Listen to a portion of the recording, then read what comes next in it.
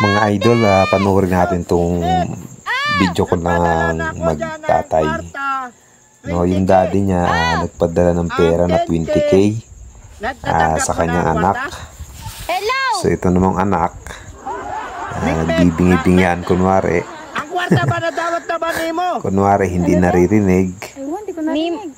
Pero itong kanilang daddy, sigaw na ng sigaw, no?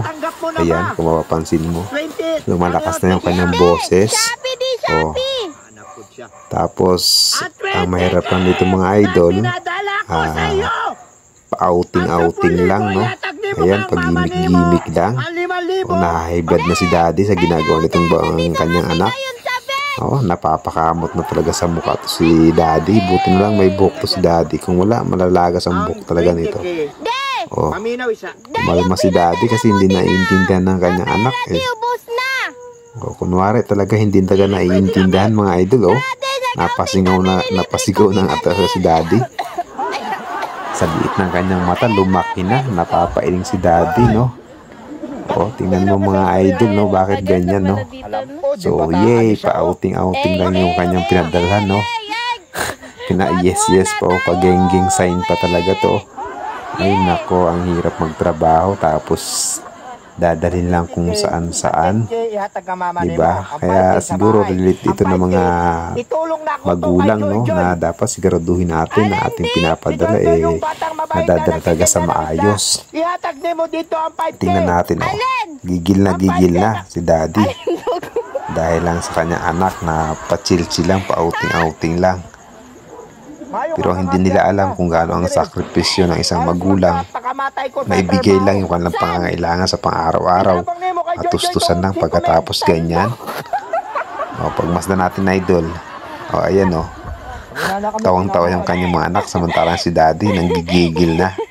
O, so, ang hirap kaya mag-budget ng pera pagkatapos di mo alam kung saan makakarating, makakapunta. Oh. Ay, si Joy! Diba?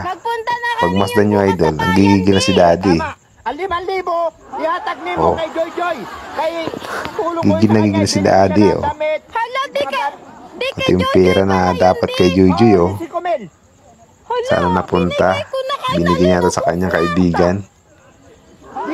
Oh, gigil na si daddy, oh. Hindi na maintindihan, oh, nagagalit na si daddy dahil sa kanya. Sumisigaw na. Oh, anong magiging reaction nyo dyan mga idol? Oh, matutuwa ba kayo pag ganyan, no? Kumakayod buto kayo, nagsasakripisyo kayo. Nagtitipid kayo para lang may padala sa pangailangan ng inyong pamilya pagkatapos ganyan, idol. Pa-outing-outing lang, pa-relax-relax lang. Oh, so ayan idol, pagmasdan nyo si daddy. O, nanggigil na, oh.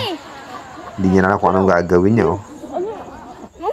Oh, sino ba naman ang hindi ma-stress dyan, idol? Sino ba magagalit? Sino ba naman ang hindi sisigaw dyan pagkakaganyan? Oh, kunwari, hindi naririnig, oh. Nakakaasar naman to.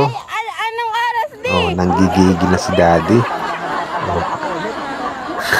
Kunwari, hindi naririnig, tapos magte-think, ano ba naman yan, idol? Kapanggigil naman tong video na to. O, anong magiging reaction nyo dyan? So, comment nga kayo mga idol para malaman natin kung ano yung magiging reaction nyo. Kung ano ba dapat sa mga ganyan. Sana mayroon kayong lesson na mapulot dito. Sana sa mga anak na pinapadalan, no? Huwag naman natin abusuhin yung ating mga magulang. Dalhin natin sa tama at sa maayos na pamamaraan yung kanilang pinapadala.